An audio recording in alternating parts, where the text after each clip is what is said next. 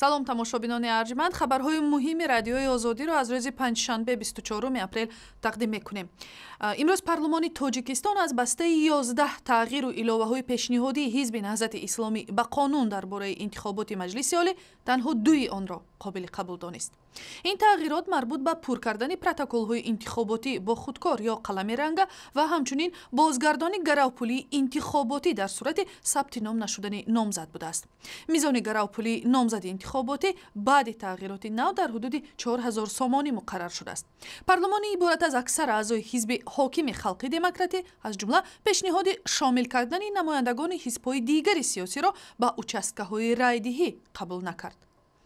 мо аз Саидумар Ҳусайнӣ, муовини раиси ҳизби наҳзати исломии Тоҷикистон пурсидем ки ба чунин ранг гирифтани овоздиҳӣ чӣ назар дорад. се кумита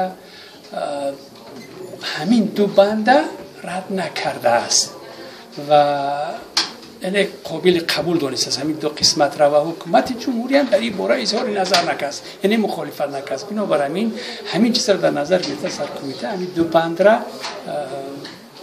лоиқ дидан ки қабул кунанд ва ба маҷлис бибароранд ки хулоса хай шумо шоҳид будем баромад ба маҷлис ва иша мо ташаккур мегӯем аз маҷлис аз вакилон ки ақаллан ҳамин ду пешниҳодро қисман ам бошанд аслан қабул кардан хеле чизи хубе аст.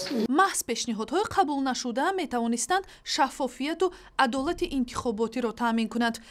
ин райдиҳӣ ба истилоҳ 2 қадам ба пешу 9 қадам ба қафо дар амри таъмини интихоботи демократӣ нест? ҳатман дига мо дар унҷа баёноти бисёр муфассалам ҷаноби кабирӣ ироа доштанд ва ҷаноби шодиш абдулов ҳам як миқдор истодан дар ин мавзӯъ ки аксари пешниҳодое ки мо карда будем воқеан онҳо бояд ки мавриди қабул воқеъ мешуданд, вале ҳоло ҳам мо он қадар аз қабул наштани бисёр пешниҳодҳои худмон як ноумеди 100% нестем, чунки лоиҳаи дигаре ҳам дар маҷлис дар баррасӣ аст ки иншоалло умед дорем ки дар онҷо бо баъзе аз пешниҳодҳомон бо мавриди қабул воқеъ мешавад. аз он ҷумла ҳамон роҳ ёфтани намояндагони аъзо ба комиссияи участкавия. ташаккур. 29 апрел дар додгоҳи иқтисодии Душанбе муҳокимаи қазияи меҳмонхонаи 5 ситорадори Ҳаят Реҷенси шурӯъ мешавад. маъмурияти ин меҳмонхона ки ба соҳибкори рус Олег Дерипаска раҳбари ширкати алюминии Русал мутааллиқ аст, бо хулосаҳои аудити Кумитаи андози Тоҷикистон розӣ нест. кумитаи андоз дар натиҷаи як санҷиш ба хулосае омадааст ки ин меҳмонхона 65 миллион сомони даромадашро ки наздик ба 13 миллион доллар мешавад, аз молиёт пинҳон кардааст. соҳибмулкони меҳмонхона ишора мекунанд ки чунин тасмими мақомоти тоҷик талошест барои муҷозот кардани ширкати Русал барои ҷаримабандии ширкати Талкои Тоҷикистон дар додгоҳи Швейсария. дар вилояти Хатлон фаъолияти ҳафтаномаи Пайк танҳо нашрияи мустақил дар ҳудуди ин вилоят аз чоп монд. чунин тасмим бо амри додситонии вилоят гирифта шудааст ки маъмурияти ҳафтаномаро дар нақзи муҳлати тамдиди сабти номи нашрия муттаҳам кардааст. дар ҷавоб нашрия ин иштибоҳи фанниро эътироф карда мегӯяд ки ҳоло ба дарозо кашида шудани ҷараёни сабти номи дубораи нашрия дар вазорати фарҳанг метавонад дучори мушкил шавад.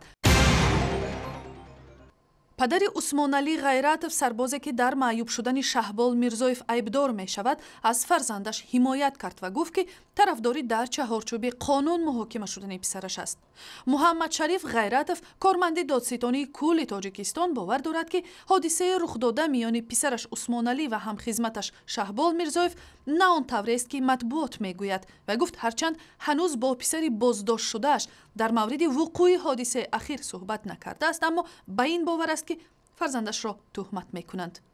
вақти ман шахсан боварӣ надорам ки ба ҳамин дараҷа аз шахсан ҳамчун қадар боварӣ надорам. қонун чизе ки кардааст ҷавобша бичия барнагид қонун ҳай дар насиби ҳамин бачаи манам дар насиби бачаи ман а бачаам дада бачаи ваё месуд барои чӣ гум ки саломатиша бойдод ҳай аки худо богуфтан дар кор ки саломатиш нағз шавад хуб шавад. манам ҳамчун падар вай месӯзад манам месӯзам. сарбози нирӯҳои марзбонӣ Шаҳбол Мирзоев моҳи март аз дасти ҳамхизматаш Усмоналӣ Ғайратов маъюб шуд ва ҳоло ба таври изтирорӣ ба ҷарроҳии гардан ва сутунмуҳураш эҳтиёҷ дорад.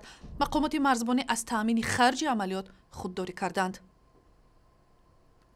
шакли пурраи мусоҳибаи Муҳаммад Шариф Ғайратовро дар сайти интернетии Радиои Озодӣ, шабакаҳои иҷтимоии Facebook, Twitter, YouTube ва ҳамзаминаи телефони ҳамроҳи худ пайдо кунед.